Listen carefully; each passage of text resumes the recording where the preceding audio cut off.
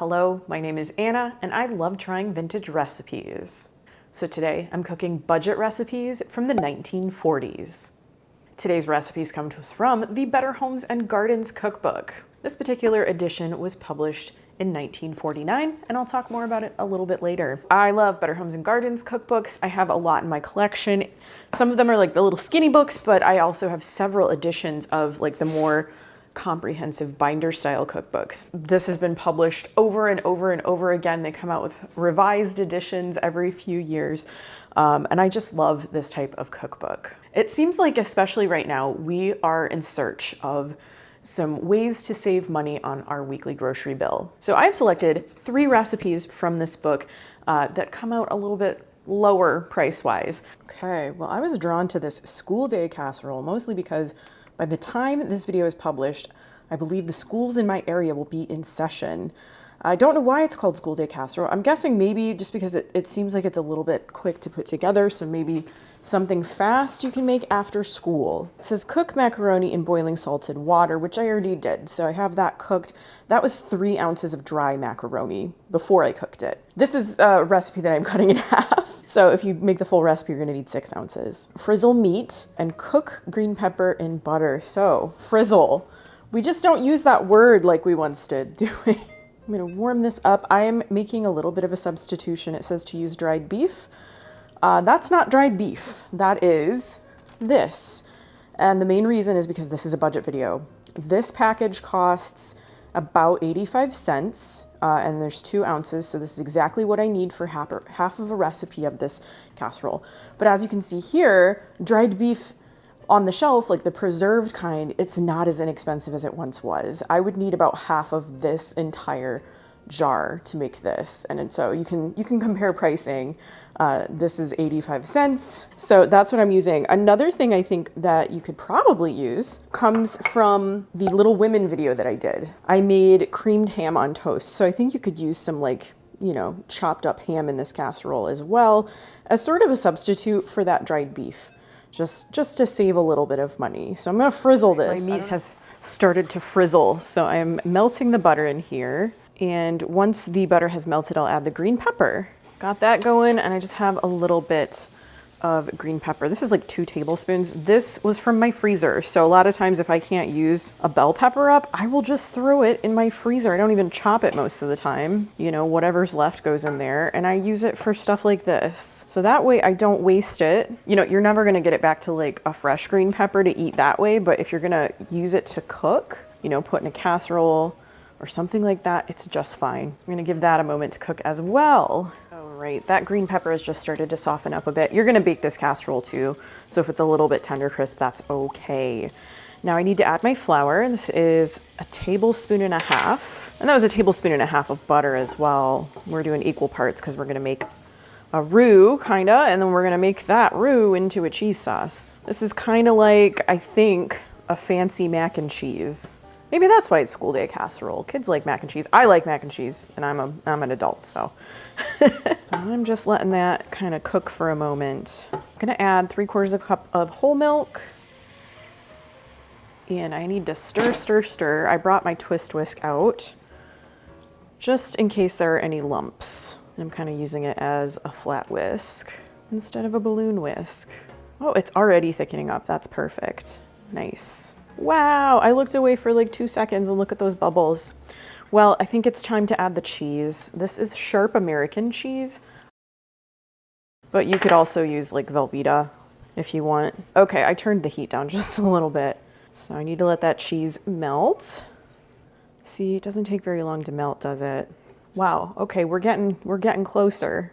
There's my sauce. The cheese has a little bit more melting to go, but I'm gonna add my macaroni. It's been sitting a moment, hold on. Got it in there. There we go, breaking it up now. So I just need to stir to combine all of this. And we're gonna move it to a casserole dish. So this is a 1.5 pint casserole dish. It's slightly smaller than my 1 quart casserole dishes. This will work beautifully, I think. I am gonna bake this in my toaster oven, so I'm preheating that right now to 350 degrees. I have greased this dish with a little bit of vegetable oil spray. Throw this in here. You know, if you didn't have American cheese, this would work probably just fine with like whatever cheese you want to include in that cheese sauce. You know, if you've got something on hand that you want to use up, or there's a certain kind of cheese on sale, you're basically making a white sauce, turning that white sauce into a cheese sauce, and that can happen with like many different types of cheese. So please just use what fits your budget and fits your refrigerator, fits what you have. That's what it looks like so far. And I set aside just a little bit of cheese to go on top so that it melts and looks beautiful. You could also do a little bit of a buttery breadcrumb topping if you wanted, or cornflakes, French fried onions. Get creative if you want. This is what it looks like pre-bake. So now I need to bake this at 350 degrees for 30 to 40 minutes. I am gonna keep an eye on it. That seems like kind of a long bake. So I have my school day casserole here. I took this out just about a little over 20 minutes because it was getting very browned on the top. And that could be because of my toaster oven, you know, it's a small oven. You know, everything was cooked that was already in here. So I think taking it out that early was probably fine, but your mileage may vary. It's probably gonna take a little bit longer than that if you bake a full casserole instead of a half casserole like I did. This is basically like a baked macaroni dish with some frizzled beef and some green pepper. There's no salt and pepper in this, and that's likely because it has some very salty ingredients, that beef and that sharp American cheese. So I'm just gonna get a little bit here. Okay, it smells pretty good. Yeah, I smell the pepper quite a bit, like the green pepper. I just wanna make sure I get a little bite of everything. Yeah, I mean, it's basically a nice baked mac and cheese with a couple other flavors to jazz things up, make it a little heartier maybe.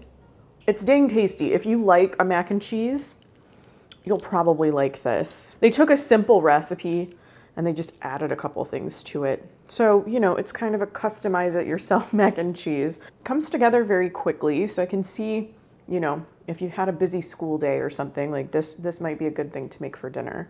This recipe is for chicken hash. I think that's the second one down here. This comes to us from the leftovers section of the cookbook. I love it when these cookbooks have a leftovers section because we don't want to waste food, right? And sometimes you just have a lot of something left over. A lot of times, like if it's Thanksgiving, you'll have turkey, or Easter, you'll have ham, or just maybe you just have a lot of cooked chicken that you like to keep on hand in your freezer. I'm boiling some water. That's what that noise is. This chicken hash, it seemed really interesting to me because there are several vegetables in there that I think you could like use up if they're kind of on their last legs. Like, oh, this onion's looking a little dried out, or these potatoes are looking just like, you can still eat them. Maybe they're not quite as fresh as they once were. And this is kind of a good way to use those things, I think. So I'm heating up about a tablespoon of vegetable oil in a pan. It says hot fat, so you could use bacon grease, you could use butter, whatever you've got. I'm just using vegetable oil. And now I need to start adding vegetables. I'm gonna start with my potatoes because they're gonna need the longest to cook. Okay, I've given the potatoes a bit of a head start. You don't have to cook them completely because you're gonna simmer this too, so they're gonna cook in some liquid. I'm gonna go ahead and add my onion and green pepper. These have just all been roughly chopped. It said to put them through a food chopper. My food chopper was a knife. So I'm gonna let this cook for just a couple more minutes. Turn the heat down so you can hear me a little bit better over the sizzles. Okay, so you might be seeing, I'm gonna lift this, some brown stuff on the bottom of this pan, and you're like, oh no, I've ruined it. You have not ruined it. You've actually made it much better. You're in a very, very good place because we're gonna add a couple more ingredients. I have some diced tomatoes. You can use canned tomatoes. I had a fresh tomato. I think it says canned in the recipe, but I had a fresh tomato I wanted to use up. So you're gonna add that. And now we're gonna add some chicken broth. I just used better than bouillon, which is perfectly fine. If you have chicken stock, use it. Or you can do a bouillon cube in water or some better than bouillon in water. So you're gonna add that, and you're gonna kind of like, I'm gonna put the heat back up.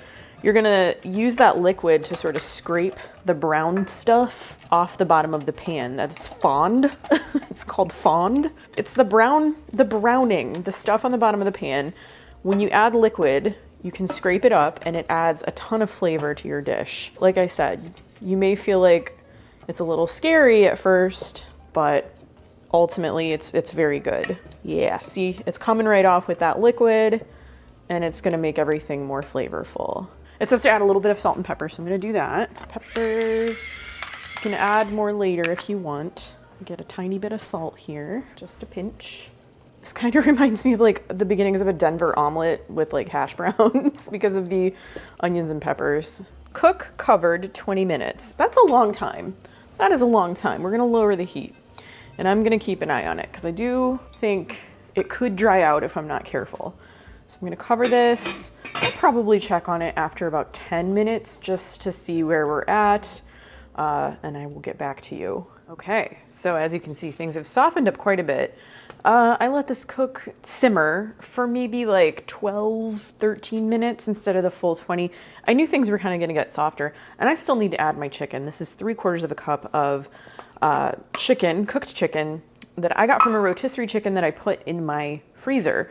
Use whatever cooked chicken you have. Use canned chicken, use leftover chicken. You know, maybe there's a good deal on chicken at the grocery store, but you're like, oh, I don't wanna just like freeze all this raw chicken. Cook some of it up, shred it, and use it in recipes like this. It says again, I'm supposed to let this simmer for 20 minutes. I'm just not seeing this whole 20-minute thing happening. So I'm gonna cover this and probably let it cook. I'm gonna say for like 10 minutes or so, and then I'll check on it again. I have my bowl of chicken hash here. I let this cook, like after I added the chicken, I let it cook for like, I don't know, another 10, 12 minutes.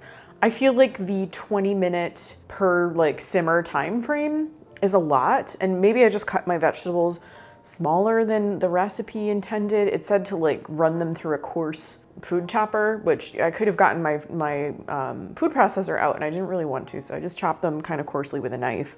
But maybe they were supposed to be bigger pieces. I don't know. You know, the potatoes are soft. The onions are soft. Everything's soft that needs to be soft. I did garnish with a little green onion because I had some on hand. I'm gonna take a bite before I talk anymore. That is super flavorful. And you wouldn't necessarily think that it would be, but it's because of that browning.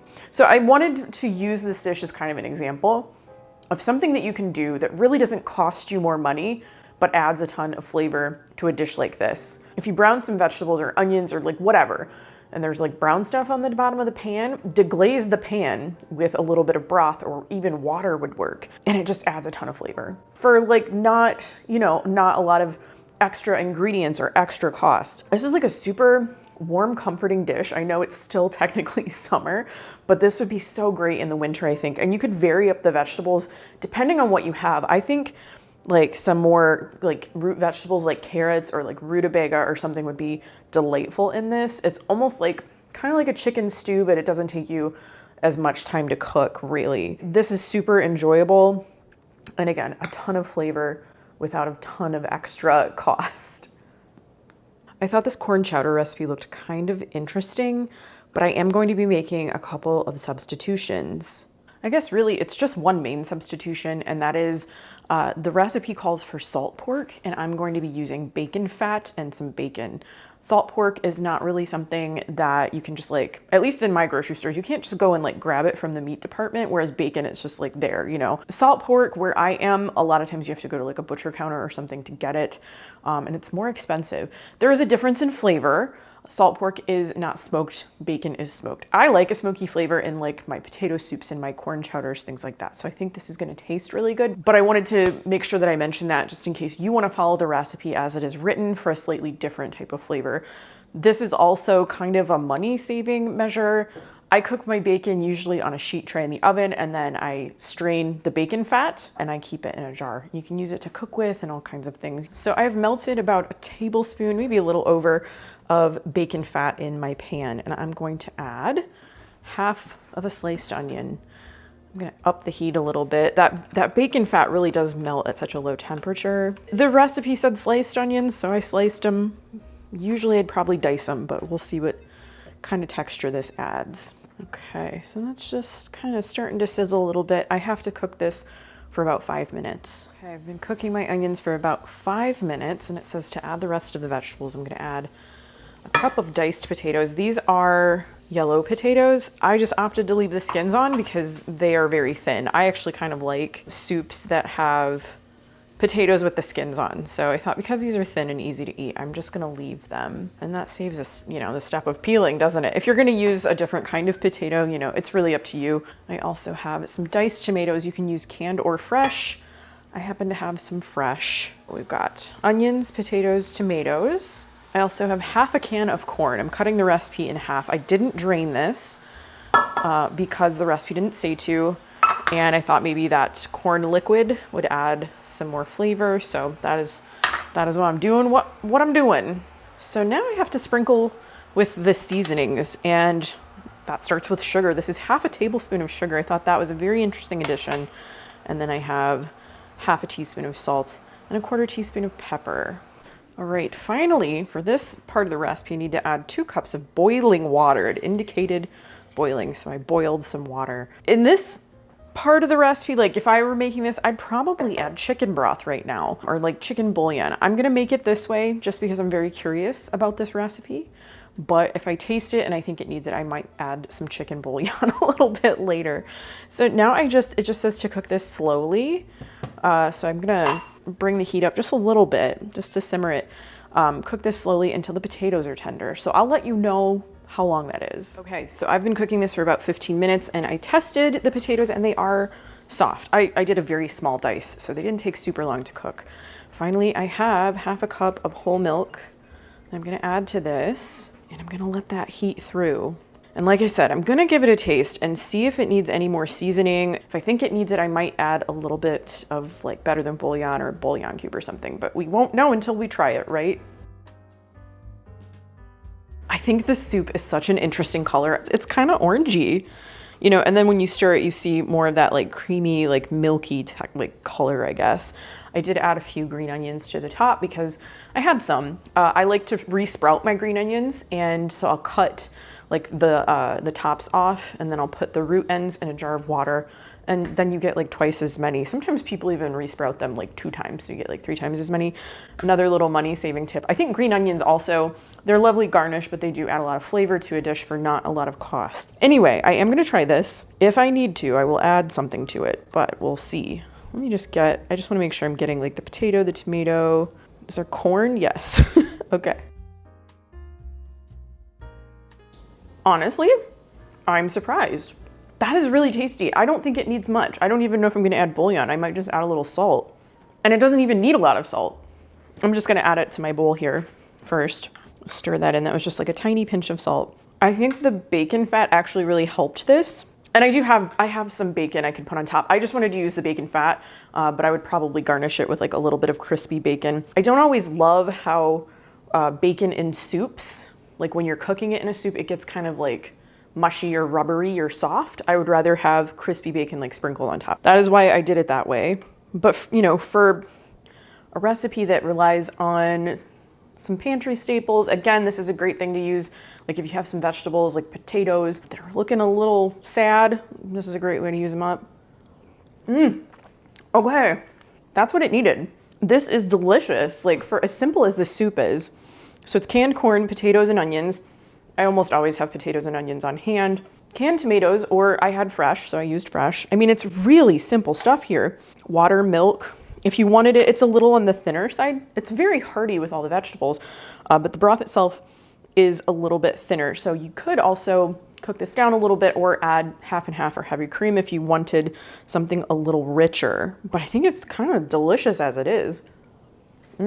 This edition of the Better Homes and Gardens cookbook was published in 1949. I think it's very recognizable. This is sort of like bias gingham look. I've actually done a video where I talk about some of the different editions of this very book, their appearance. It's like kind of iconic. I think you see this and you're like, yep, that's the one.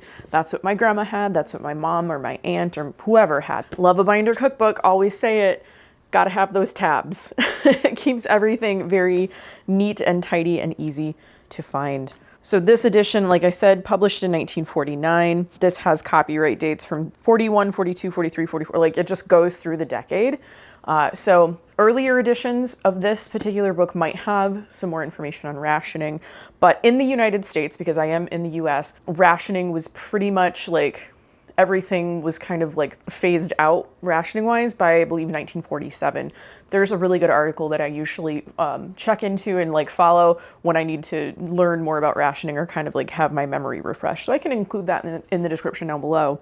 I do tend to find, even without, you know, rationing for World War II, recipes from like the 1940s often have fewer ingredients or simpler ingredients. Fewer or simpler ingredients, that often means that they might be a little bit lower in cost depending on what you have in there. When I'm looking for budget recipes in a book like this, there are a couple of places that I like to check, like a couple of chapters.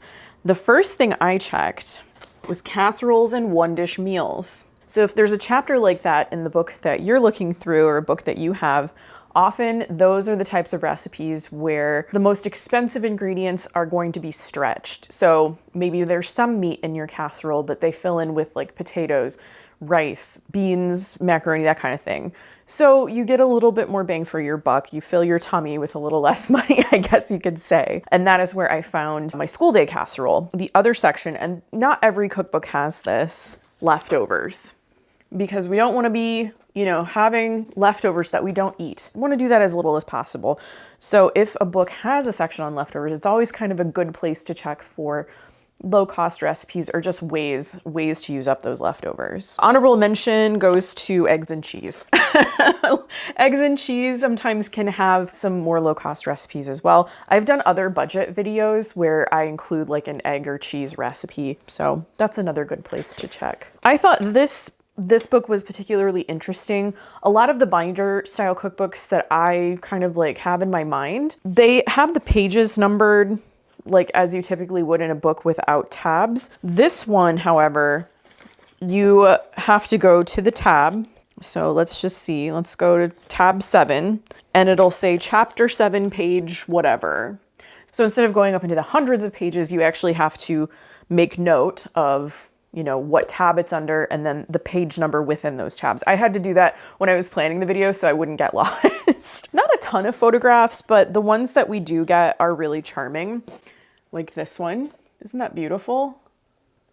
That looks like some beautiful melon balls and some kind of like cold fish dish that's out. This looks like it's an outdoor menu. I saw a cake that like a cake page that I wanted to share because I thought it was so pretty. Yes. Oh my gosh. Well, you look at those cakes, how gorgeous.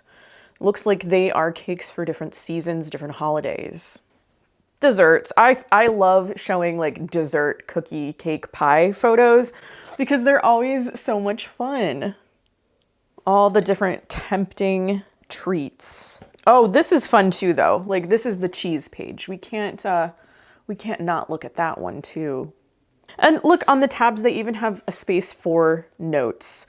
This book, I haven't seen any though. Nobody wanted to write notes on these, I guess, but that's okay. I do like it when I find inscriptions and notes and things in my cookbooks. Salads and salad dressings. Look at that. Very fancy. Looks like maybe a Thanksgiving or other holiday meal of some kind. Better Homes and Gardens cookbooks continue to be popular. You know, I think it wasn't too long ago, just a couple of years, that they came out with like the latest edition of just this big comprehensive Better Homes and Gardens cookbook. I have one that's even older than this. I think it's from the 1930s. It looks a little different than this, but you know, it's kind of the same style with the binder and everything. Let's talk about the recipes I made today. I was really going for some more like low cost recipes today, like budget recipes. I did not include cost per serving in this one only because things are changing very quickly. I don't have the same access to stores that you might have, so it might vary wherever you are in the country or in the region or wherever. I just generally stuck to things that I knew were going to be, you know, a little bit less of a stress on your weekly grocery budget. I also tried to include some just general like tips within the recipes, things that I do or things that I know. And maybe you already know all about these tips and pieces of advice, but there's people out there who maybe don't or maybe haven't thought about it in a while. So I thought I'd just say something, include them just to possibly be a little bit helpful. I kicked things off with school day casserole. Something I wanted to mention, like I hope my camera picks this up. These recipes are written in a really interesting way. Through the years, the ways that recipes are written out in cookbooks can change. You know, the layout can, different layouts are more popular than others. This one is really interesting. The titles are kind of off to the side, and then you get like the ingredients, and then I don't know, it's very different than a lot of the other cookbooks. I'm used to like the title being at the top, I guess, and not off to the side. But anyway, School Day Casserole is kind of just like a jazzed up mac and cheese, but it was very delicious. What drew me to this one really was the name, just because it's kind of like back to school time right now, and I was like, School Day Casserole, like what is that about? This has some very good like basic cooking concepts. This really starts with like a white sauce turned into a cheese sauce with some macaroni and some extra yummy things thrown in. My grandma used to make macaroni and cheese like starting with a white sauce. I feel like white sauce was kind of the basis for some of my grandma's most popular dishes, the whole basis for her cooking methods, really. So if you can make white sauce, you can make a lot of other things with it that taste delicious. And this is no exception. I also subbed in some just pressed like budding beef. It's not the same kind of dried beef that you would get on just your grocery store shelf that's preserved. This one you do have to find in the refrigerated section. It is so much less expensive than that preserved beef. So, you know, the flavor might vary slightly, but it's going to be very salty, very similar. I think you could also easily substitute ham in for that dried beef if you don't want to spend that much on this recipe. That's pretty inexpensive. I keep a big jar of elbow macaroni in my pantry. I usually buy it when it goes on sale, or if you can get like a 2-pound bag or a 2-pound box for a good price. It's just a good thing to keep on hand, and fairly inexpensive. You have a lot of staples in this one. Your pasta, butter, flour, milk, cheese. You can use whatever kind of cheese you want. I stuck with the sharp American cheese just to get that, you know, test out the flavor a little bit, but use what you have on hand. Use what you need to use up. I love recipes that use things up. And then you have a couple of like little bonus extra things, that dried beef, or the beef that I used, and the green pepper. This was really delicious, very warm and comforting. I love a casserole. Obviously, just did like a casserole video not too long ago.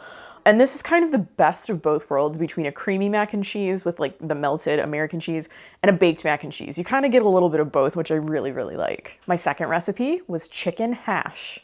This was so simple, but so flavorful, and it reheated really well. I had some of this today for lunch, and it was delicious. It doesn't take a lot of ingredients either. You know, you have your vegetables in here, your potatoes and your onions. It has green pepper. Everything is pretty basic, pretty simple. I tried to stick to a lot of things that you might already like keep in your pantry if you keep your pantry stocked. On this one, I kind of like talked a little bit about the brown bits at the bottom of your pan, the fond. That's like one of the best ways, I think, to add flavor is to like brown something and then scrape those brown bits up when you deglaze the pan with like broth, stock, or water. It adds a lot at like no extra charge. If you can work with what you have in a slightly different way, sometimes you can add a lot of goodness and a lot of flavor to your dishes. This was another thing that was like so warm and comforting. It was almost like a chicken stew, or like we do a braised chicken dish a lot in the winter that has to bake for a really long time, but it has some very similar flavors with like the potatoes and the chicken stock and all of that. And this one didn't take very long either, which is bonus. So total cook time on this, I think, was a little bit more than I needed to do. I think I did this in maybe half an hour, and it's like, you know, cook it, cover for 20 minutes, and then add something and then cook it again. I didn't think that was completely necessary. It could be because I diced my vegetables a little bit smaller. So if you want to cook it a little quicker, just dice your vegetables a bit smaller and you should be fine. But this was one of those ones that kind of like, it was like sneaky delicious. Like it just does not look like much. The name chicken hash, you're like, okay, whatever, what is this? But it was so tasty. It was easy, it was tasty. And again, great way to like use up vegetables and potatoes and things that are kind of like a little bit on their last legs. You know, we don't like food waste. My last recipe was corn chowder. Out of the 3 recipes I made for this video, this one was the biggest surprise. I was back and forth on this recipe. I almost didn't do it. I was like, I don't know. It seems like something is just not going to be quite right about it, or it's going to be like maybe a little lackluster in flavor. But I decided to go with it anyway because I love it when I do these videos and I get a recipe that surprises me, and I was like, I don't know, maybe this one will surprise me. It absolutely did. I thought for sure I was gonna need to add some like chicken bouillon or just boost it in some way. I did end up adding just like a little pinch of salt, and it was delicious. I think part of it is because I used bacon fat to cook my vegetables. Bacon fat, of course, has a very rich, smoky flavor. The original like recipe straight through starts with salt pork. I didn't have salt pork. Accessing it for me is like, I would have to go to like a butcher counter, and I didn't really want to do that. I think bacon can be a little bit more accessible for people. And if it's on sale, a lot of times if bacon goes on sale, I'll buy an extra pound and I'll throw it in my freezer, and it's good for a long time. So it's something that you can kind of keep on hand. It was kind of different than corn chowder recipes that I'm used to. I'm used to something a little like thicker and heavier. This one also had tomatoes in it, which I thought was kind of interesting, and it made the recipe very delicious. The sugar was kind of a surprising add for me, but I think it's essential. I think it's definitely something that you need. If you wanted this to be a little bit thicker, you could definitely, instead of whole milk, you could add cream or half and half, let it cook down a little bit longer. As I made it with that like slight addition of a little extra salt, it was so delicious. I mean, I love soup, especially like today's, you know, it's still summer, but it's a little bit of a dreary day outside. We're getting slightly cooler temperatures. Do I even dare say that out loud? And so it was a good day to make some soup. I think this would be excellent served with like oyster crackers, or maybe some homemade bread, maybe some of those like bacon cheddar muffins I recently made for another video. That might be a good addition too. But I loved this because it did surprise me. And that's always so much fun when I get to find something like that in these cookbooks. So I hope this video gave you a couple of new ideas, or reminded you of a recipe that you haven't made in a long time, and a few ways to save a few dollars on your weekly grocery budget. Do you love cookbooks and recipes from Better Homes and Gardens? I have an entire playlist, and I'll link it in the description down below. I'd like to say a special thank you to my Patreon supporters. If you'd like to join us over there, I'll have a link in the description so that you can do that. I hope you liked this video. If you did, please give it a thumbs up, share it with a friend, and subscribe to my channel if you haven't already. I post videos about food, vintage cookbooks, and retro recipes every week. Thanks again for watching, and I will see you in my next video. Bye.